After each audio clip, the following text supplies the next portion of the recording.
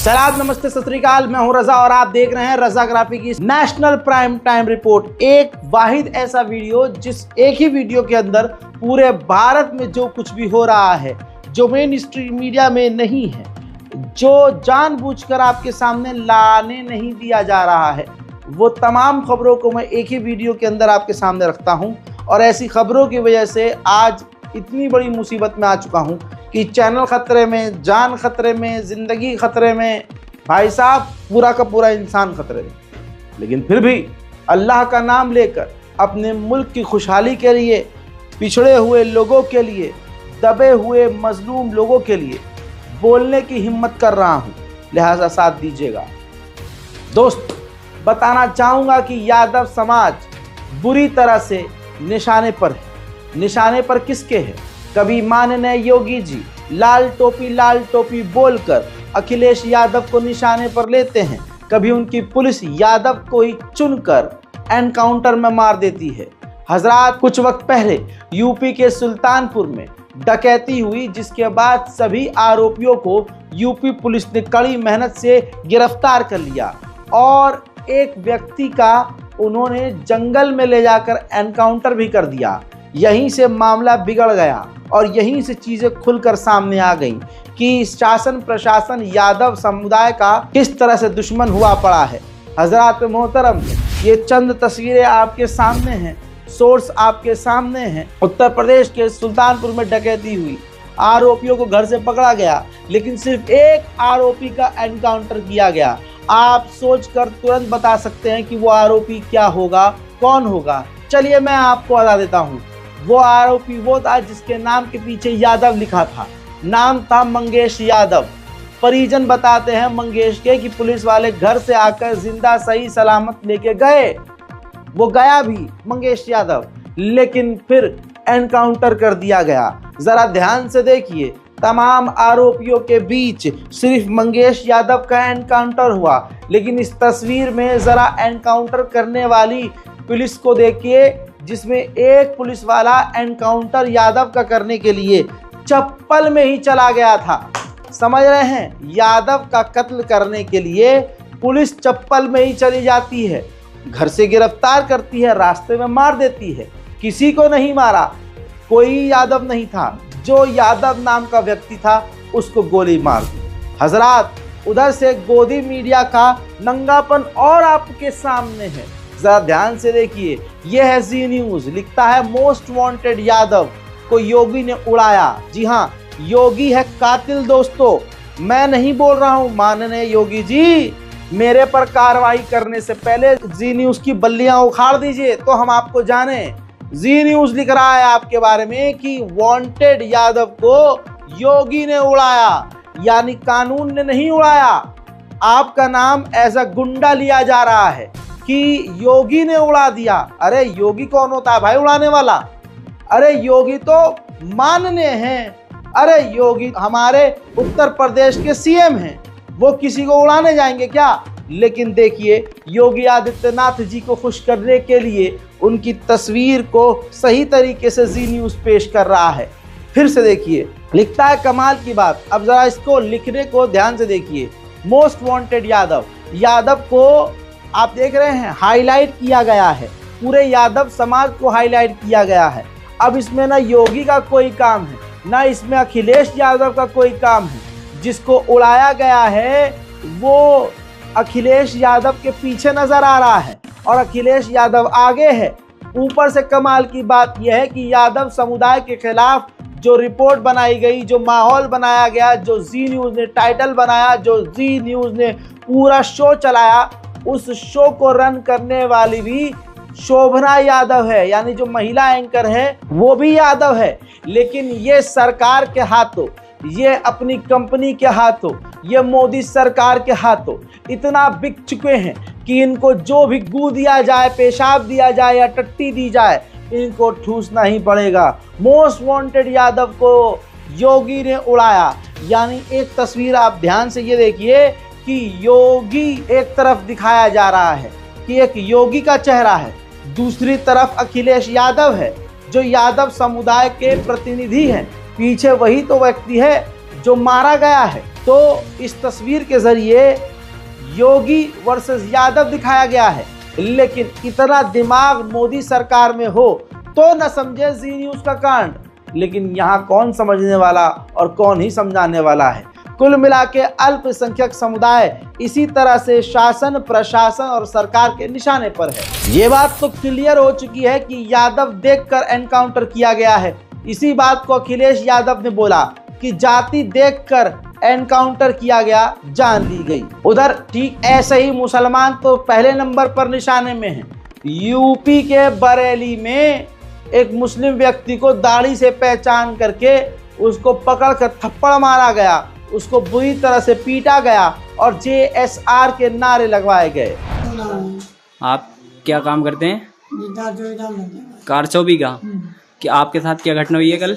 Road पर Medina मजार पर हम डरवे थे, तो जब वो डरवे थे तो बराबर में गाड़ी वाला आया, उसने हमें उतरा और झापड़ मारे और हमें जैसे इधर उधर खसरने लगा। बोले जय श्री राम बोल, जय श्री राम बोल। हाँ, फिर हमने नहीं बोला, हमने भैया इतना बात नहीं। फिर उन्होंने 2-3 झापड़ मारे।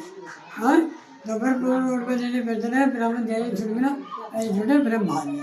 वो लोग किस चीज से आए थे? कार थी या बाइक? कार। इसीलिए कहता हूं कि मुसलमानों को सेल्फ डिफेंस सीख लेना चाहिए। अपनी जान और अपने माँ बाप, अपने भाई बहन, अपने घर की औरतों की जान कैसे बचानी है भीड़ से सीख लेना चाहिए। अगर वो 20 मार रहे हैं तो अपने बचाव में 2 तो हाथ उठाओगे।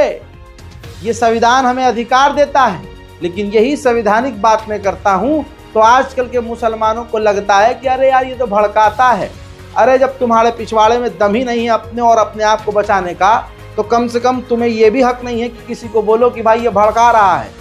आई बात समझ में? अब सुनिए, देश में दंगा भड़काने की साजिश की जा रही है। मुजफ्फरनगर में इस बाबा के बारे में आप पहले सुन चुके हैं और इस नफरती चेहरे को, जहरीले चेहरे को पहले आप देख चुके हैं।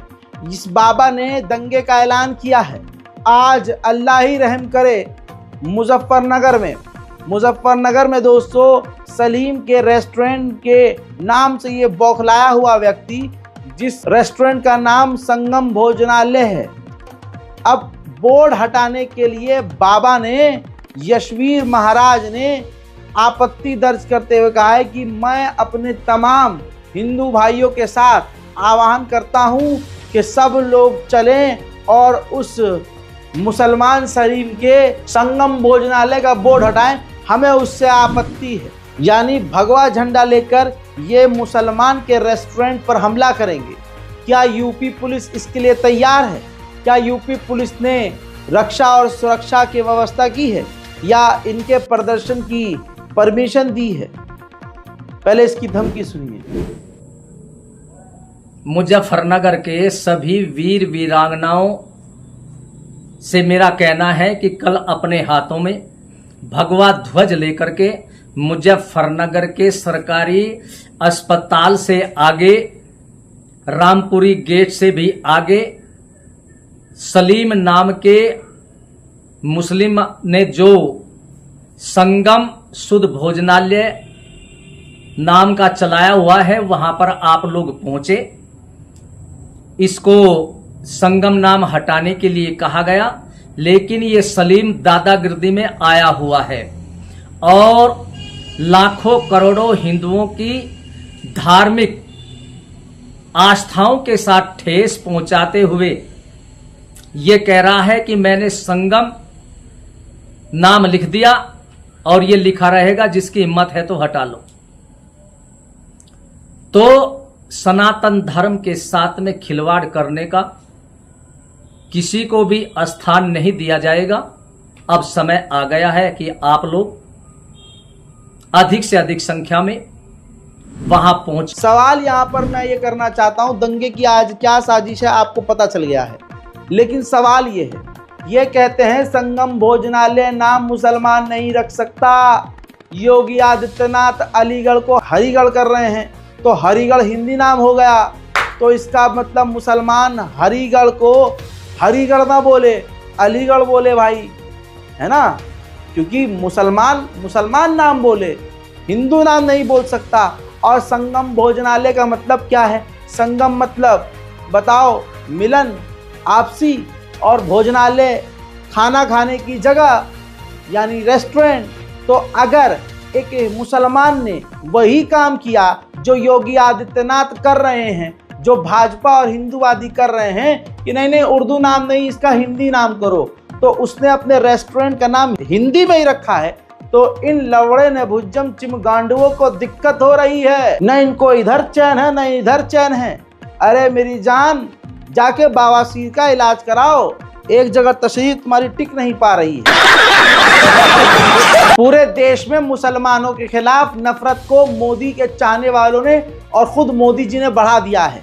अगर मोदी जी इतने ईमानदार हैं तो क्यों नहीं आकर रात को 8 बजे कहते कि भाइयों बहनों, मेरे तमाम हिंदू भाइयों, ये मुसलमान हमारे भाई हैं, इन पर हमला करना ऐसा है जैसे तुम अपने भाई पर ही हमला। लेकिन ऐसे खूबसूरत जुमले हम प्रधानमंत्री मोदी के मुंह से सुन ही नहीं सकते, क्योंकि ये सारी जो नफरत की नदी बह रही है सब वहीं से तो आ रही है। इलाहाबाद के फूलपुर में भी रैली निकाली गई 24 अगस्त को, जिसमें मुसलमानों के खिलाफ आपत्तिजनक नारे लगाए गए। लेकिन यहाँ भी पुलिस अब्बा डब्बा चब्बा हुई पड़ी है, किसी को गिरफ्तार नहीं कर सकती है क्योंकि ये मुसलमान नहीं है।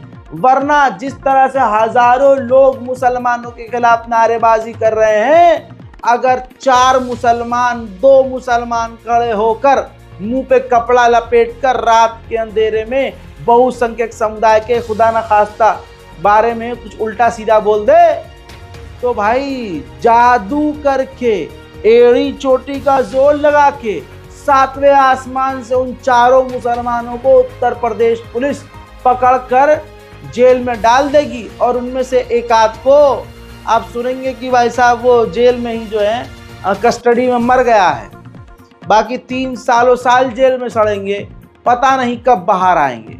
उमर खालिद को तो आप देख ही रहे हैं और उनके साथ कईयों को आप देख रहे हैं। हजरात मोहतरम, इलाहाबाद के फूलपुर में ये क्या हो रहा है देखिए, जो पुलिस को नहीं दिख रहा है।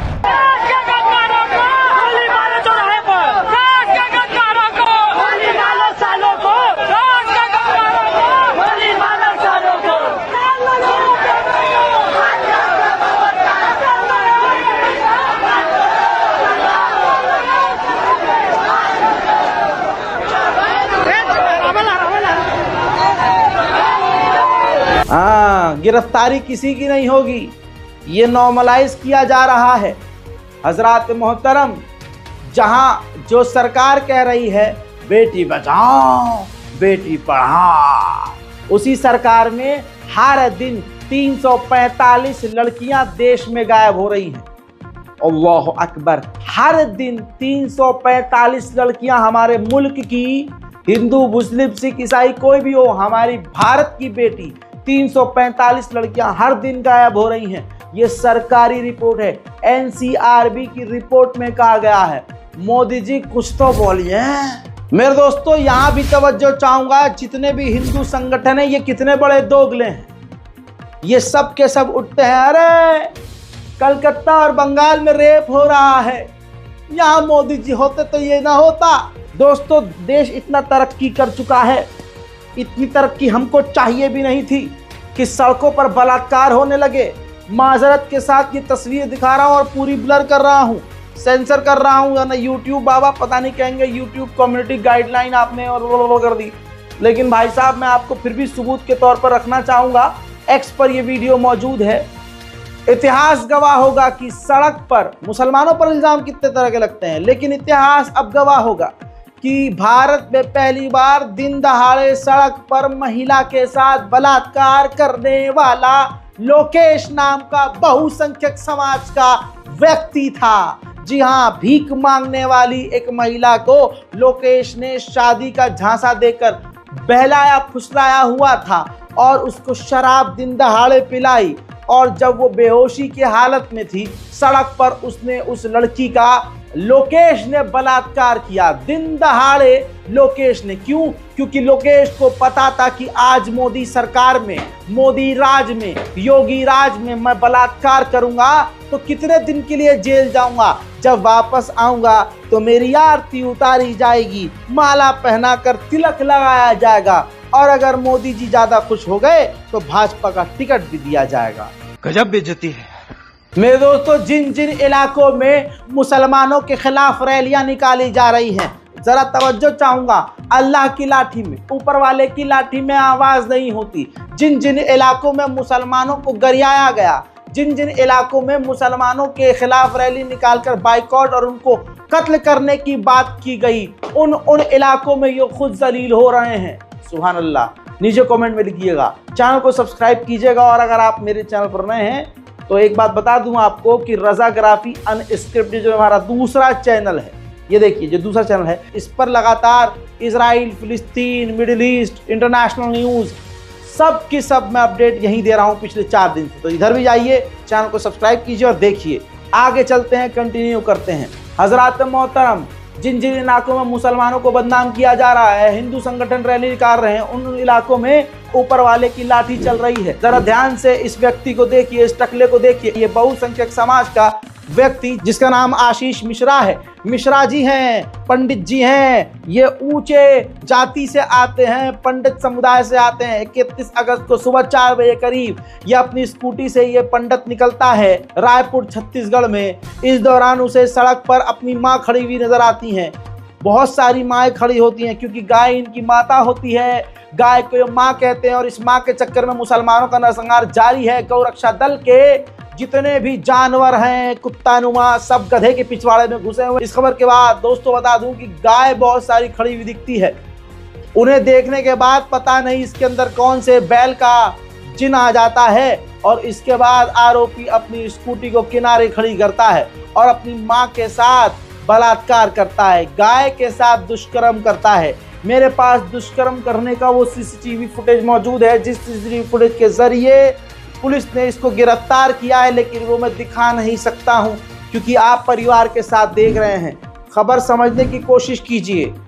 जो बहुसंख्यक समुदाय का सड़ा हुआ, गोबर से भी गंदा अंग, जो अपने आप को गौरक्षा दल कहता है, अपने पिछवाड़े में हाथ डाल के उल्टा मुंह करके लेटा हुआ है। तुम्हारी मां का बलात्कार तुम्हारे समुदाय का कर रहा है। इस पर बताइए कौन हिंदू समुदाय खड़ा होकर रैली करता है? अगर ये आशीष मिश्रा की जगह खान अंसारी कोई होता, आ गई ना इमेज दिमाग में, क्या हो रहा होता फिर देश में? अरे पूरा देश जल जाता, दंगे हो जाते, बवाल हो जाता। लेकिन यहाँ मिश्रा जी हैं, अपनी माँ का बलात्कार, गौ माता का बलात्कार कर ही सकते हैं। हिंदू संगठन इस पर क्या ही बोलेंगे, पिछवाड़े पे हाथ लगा के इस मुद्दे में उल्टे मुंह जमीन पर ले जाएंगे, बोलना नहीं है। अरे बाप रे, ये तो धोती खोल रहा है। जैसा मैंने कहा, जिन जिन इलाकों में मुसलमान को गरियाया गया, वहीं पर इन्हें ऊपर वाला जलील कर रहा है। उत्तराखंड ऋषिकेश धर्म नगरी, वहां पर 3 साल से यह बाबा एक लड़के का, 14 साल के लड़के का बलात्कार कर रहा था, उसका शारीरिक शोषण कर रहा था। बता दूं कि इस बाबा का नाम रजनीश गिरी है और अपने आश्रम में रह रहे 14 वर्ष के लड़के के साथ पिछले 3 सालों से गलत काम कर रहा था। मामला जब समुदाय में गया, बाहर गया, शासन प्रशासन के पास गया, तो बाबा को गिरफ्तार कर लिया गया। अब वहाँ के जो हिंदू संगठन जो शोर मचा रहे थे, मूल्य बलात्कारी होते हैं, यादव ऐसे होते हैं, ईसाई ऐसे होते हैं, अब वो सब के सब गधे के पिछवाड़े में अपना पूरा मुंह घुसाकर खामोश हो गए हैं। उधर यूपी पुलिस ने बहुत सराहनीय कदम उठाया है। बहुत कम होता है कि यूपी पुलिस दिल जीतती है, लेकिन जीत तो लिया है इस बार, जो बात हकीकत है। असल में ये स्कूल देखिए, मॉडर्न स्कूल जूनियर विंग है नोएडा में। मॉडर्न स्कूल की प्रिंसिपल प्रीति शुक्ला क्लास टीचर सरिता सुनेजा और सुपरवाइजर वसंत पांडे, ठेकेदार मुकेश कुमार को, इन तमाम लोगों को पुलिस ने गिरफ्तार कर लिया है। इस स्कूल में एक मजदूर ने 6 साल की बच्ची से छेड़छाड़ की। स्कूल ने एक्शन लेने के बजाय आरोपी को ही यानी उस मजदूर को भगा दिया, जिसके बाद जब पुलिस कंप्लेंट हुई, मामला पुलिस की नजर में आया तो घंटों के अंदर ही पुलिस ने पूरे स्कूल के प्रशासन को ही जेल के अंदर ठूस दिया। ये यूपी पुलिस ने वो काम किया है कि अगर यूपी नोएडा पुलिस ये काम ऐसे ही करने लगे तो ऐसे क्राइम 1 महीने के अंदर आधे हो जाएं। हजरत मोहतरम, आपको ये भी याद होगा कि यूपी में लखनऊ में चलती हुई एम्बुलेंस में एम्बुलेंस के चालक और एम्बुलेंस के चालक के सहयोगी ने एक महिला के साथ बलात्कार करने की कोशिश की और छेड़छाड़ तो कर ही दी और बीच रास्ते में उसको उतार दिया जब उसने फिजिकल होने से इनकार कर दिया और शोर मचाया, जिसकी वजह से इलाज न मिलने की वजह से उनके पति की मौत भी हो गई थी। ये वही खूंखार एम्बुलेंस है और उस एम्बुलेंस का आरोपी अब गिरफ्तार है। गाजीपुर जनपद लखनऊ पीछे आपको नजर आ रहा है। बताना चाहूँगा कि ऋषभ सिंह गिरफ्तार है। हाँ, ऋषभ सिंह, और अभी सरजू तिवारी फरार बताया जा रहा है। मेरे दोस्तों, जरा देख लीजिए, अब बाबूजी योगी जी न बुलेट ट्रेन चलवा पाएंगे, ना कोई और ट्रेन चलवा पाएंगे, ना इनके घर पर बिल्डोजर चलेगा। आय हाय, ये नंगे बिल्डोजर वाले खुद हो रहे हैं। इनका दोगला चेहरा प्रभु श्री राम खुद ला रहे हैं। बात करते हैं कि बिल्डोजर चलाने के लिए ताकत, दिल और दिमाग दोनों होना चाहिए। अबे नहीं भैया, बिल्डोजर चलाने के लिए दिमाग का गंदा होना चाहिए। बिल्डोजर चलाने के लिए चेहरा तुम्हारा मस्क और दोगला होना चाहिए। बिल्डोजर चलाने के लिए कानून पर तुम्हें थूकना चाहिए और तुम वो कर रहे हो। मेरे दोस्तों, लखनऊ के बलात्कारियों को सिर्फ और सिर्फ गिरफ्तार किया गया है क्योंकि वो बहुसंख्यक समुदाय से हैं, तो घर पर बिल्डोजर नहीं चला। बात तो सारी यही है, जिसने 5वीं पास नहीं की उसे तुम शिक्षा मंत्री बना दो तो फिर होगा क्या। हजरत मोहतरम, राजस्थान के शिक्षा मंत्री का विवादित और घटिया बयान, इस चेहरे को ही देख लीजिए। चेहरा देख कर ही लग रहा है कि कोई अच्छी बात बोल ही नहीं सकता यह व्यक्ति। इसको बना दिया है शिक्षा मंत्री। मदन दिलावर साहब कहते हैं कि अकबर जैसे बलात्कारी का राजस्थान की किताबों में जिक्र नहीं होगा। उसे महान कहना मूर्खता है। अकबर को महान बताने वाली किताबें जला दी जाएंगी। मैं कहता हूं अकबर की किताबों को और अकबर के चैप्टर को जला दो। लेकिन बाबूजी, तुम पूरे हिंदुस्तान में मुसलमानों का नाम मिटा दो, मुगल का नाम मिटा दो, अकबर बाबर जो तुम कहते हो सब मिटा दो, लेकिन तुम्हारा ना इतिहास मिटेगा ना हमारा मिटेगा। तुम्हारा इतिहास सबको पता है कि अंग्रेजों का जूता चाटते थे और माफी वीर के गंदी नस्ल से तुम आगे बढ़े हो और अंग्रेजों के साथ हुआ करते थे। हम मुसलमान वो हैं जिनके उलमा को 1857 की आज़ादी की लड़ाई में हमारे उलमाए दीन को यहाँ से लेकर अलीगढ़ तक दोनों तरफ हाईवे पर फांसी पर पेड़ पर लटका दिया गया था। हमारे मुसलमानों को, हमारे नौजवानों को फांसियां दी गई थी और अंग्रेजों के खिलाफ लड़ने के लिए हमारे उलमाए दीन और मुसलमान सबसे आगे आए थे। और उस वक्त तुम्हारा बाप, तुम्हारा दादा, तुम्हारा खानदान अंग्रेजों की गुलामी कर रहा था, तो मुसलमान से यहाँ तकलीफ होगी तो जरूर। अरे बाप रे, ये तो धोती खोल रहा है। वहीं हरियाणा में बीजेपी का बहुत बुरा हाल है। हरियाणा के नाराज मंत्री को मनाने के लिए सीएम उनके खुद घर पहुंच गए, लेकिन सीएम से देखिए हाथ तक नहीं मिलाया, हाथ किनारे करके आगे चले गए।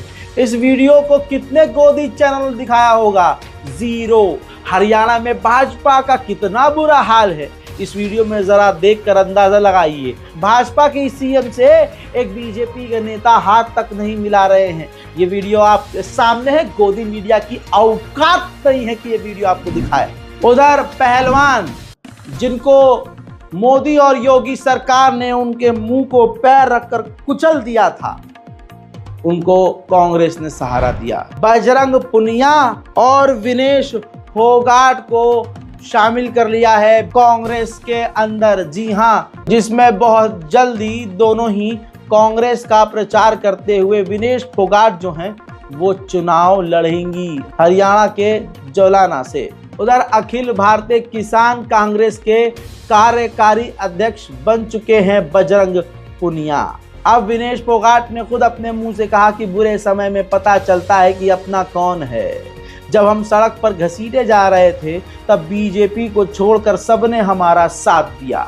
याद रखिएगा, ये बीजेपी गद्दारी के तमाम काम करती है और आईटी सेल इस देश की सबसे बड़ी गद्दार है।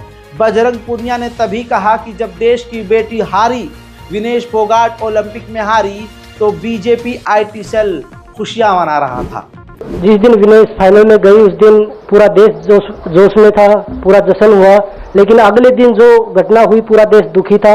लेकिन कुछ आईटी सेल थी जो पूरा देश में जश्न मना रही थी। तो ये देश के लिए बड़े दुख की बात है और पूरे देश को सोचना चाहिए कि आप किन लोगों को सपोर्ट कर रहे हैं, जो देश में खिलाड़ियों के साथ, महिलाओं के साथ, किसानों के साथ, जवानों के साथ जो अच्छा। मेरे दोस्तों, आपको बताना चाहूंगा, गाजियाबाद में एक मंदिर के अंदर मुर्गे के अवशेष फेंक दिए गए, गोश्त फेंक दिया गया मुर्गे का। अब आसपास के लोगों ने सोचा ये तो मुल्लों का काम है, मिल गया मौका, अब तो होंगे दंगे, अब होगा टाइम पास। लेकिन आसपास के लोग हिंदू समझदार भी थे। हिंदुओं को यह बात अच्छे से पता चल चुकी है अब कि खास जो संगठन के लोग होते हैं ये काम करते हैं और कुछ सनकी भी होते हैं जो ये काम करते हैं। दंगा मचवाने के लिए कुछ भी हो सकता है। शासन प्रशासन भी सही समय पर एक्टिव था।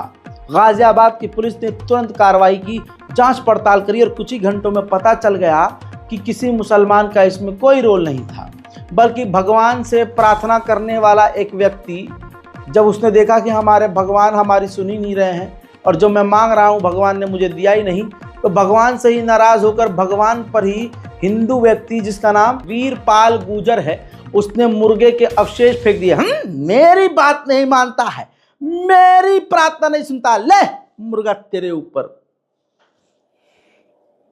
यार इससे एक बात, अल्हम्दुलिल्लाह हम मुसलमान हैं, बात ही खत्म, सुभान अल्लाह। हजरात मोहतरम, जिन जिन इलाकों में मुसलमानों को बदनाम करने की बात की गई, मुसलमानों को बाइकआउट करने की बात की गई, जैसे मध्य प्रदेश, पूरे मध्य प्रदेश में आपने सुना, जबलपुर में आपने रैलियां देखी कि मुसलमानों का बाइकआउट करो, मुल्लों से सामान नहीं खरीदो। भाई मत खरीदो, बिल्कुल मत खरीदो, क्योंकि पाक सामान खाने वाला पाक इंसान होना चाहिए। सफाई पसंद इंसान ही सफाई जगह से साफ हाथों से खाना खाएगा। अब तस्वीर देखिए मध्य प्रदेश का जबलपुर का एक खूबसूरत मंजर है। पैरों से मैदा गूंथकर मोमोज बनाने का वीडियो वायरल हुआ। पुलिस ने मोमोज की दुकान संचालक राजकुमार गोस्वामी और सचिन गोस्वामी को गिरफ्तार किया है। गोस्वामी लोगों का बहुत, आप देखते हैं, हलवाई होते हैं और इनके हाथ का लोगों को बहुत पसंद होता है। मैं उम्मीद करूंगा कि आप मुसलमानों का बाइकआउट करेंगे और गोस्वामी की दुकान पर जाकर मोमोज के चटकारे जरूर लेंगे। अब ऐसा नहीं है कि मुस्लिम समुदाय में ऐसा नहीं होता है, होता है, लेकिन अगर एवरेज देखेंगे तो मुसलमान कम से कम गाँव खुजा कर जो है गोलगप्पे के पानी के अंदर अंगूठा घुसा के आपके मुंह में नहीं डालेगा, हालांकि लोगों को उसी में मजा आता है। मेरे दोस्तों, जिस आदमी के कहने से रूस और यूक्रेन की जंग रुक जाए, पुतिन को दस्त लग जाए, ज़ेलेंस्की थर थर कांपने लगे, जिसके कहने से इजराइल मूत दे और इजराइल फिलिस्तीन पे हमला बंद कर दे, उस व्यक्ति के कहने पर मणिपुर में जंग ही नहीं रुक रही है। इसकी बहन की मजे ही मजे। कमाल हो गया ना। अब आप देखिए, ये मेरी रिपोर्ट, मेरी खबर नहीं है भैया, नेशनल मीडिया में है। मणिपुर के पूर्व सीएम के घर पर रॉकेट से हमला। मणिपुर में शुक्रवार को संदिग्ध उग्रवादियों ने पूर्व सीएम के घर पर रॉकेट से हमला कर दिया, जिसमें एक बुजुर्ग व्यक्ति की मौके पर ही मौत हो गई। वही धमाका होने के बाद 5 से 6 लोग घायल हुए। एनडीटीवी सोर्स है, यानी मणिपुर में मिसाइल रॉकेट चल रहे हैं, लेकिन चाचा इजराइल, फिलिस्तीन, यूक्रेन और रशिया की जंग रुकवा रहे हैं। मैं क्या करूं, फाड़ दूं, मर जाऊं, क्या करूं? Control control. मेरे दोस्तों, ये ससुरे जो करते हैं उसका उल्टा होता है। कुछ वक्त पहले शाहरुख खान का खूब बाइकआउट की बात करी, लेकिन आज भारत का सबसे बड़ा टैक्स पेयर शाहरुख खान है। 92 करोड़ रुपया टैक्स दिया है। ये पहला भारत का सेलिब्रिटी है। नंबर 1 अक्षय कुमार गया तेल लेने कनाडा। सुनो, भारतीय है शाहरुख खान, जिसके बाप दादा हैं भारतीय स्वतंत्रता सेनानी। उस शाहरुख खान ने जिसका बाइकआउट करने के लिए बीजेपी और आरएसएस ने ऊपर से लेकर अंडों तक का जोड़ लगा दिया, लेकिन मिला बाबा जी का ठुल्लू। उसी शाहरुख खान ने इस भारत माँ को 92 करोड़ रुपया टैक्स दिया। तो अन्न भक्तों, कैसे हो हैं? ये क्या हुआ?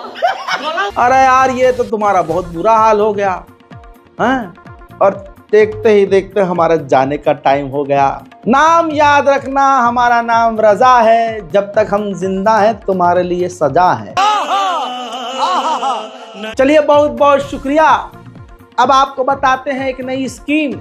ये पट्टी जो आप बार बार देख रहे थे, भाई साहब, आप हमारे चैनल पर हमारी वीडियो के अंदर अपने ब्रांड प्रमोट कर सकते हैं, आप प्रमोशन कर सकते हैं। और भाई, ये फ्री नहीं है।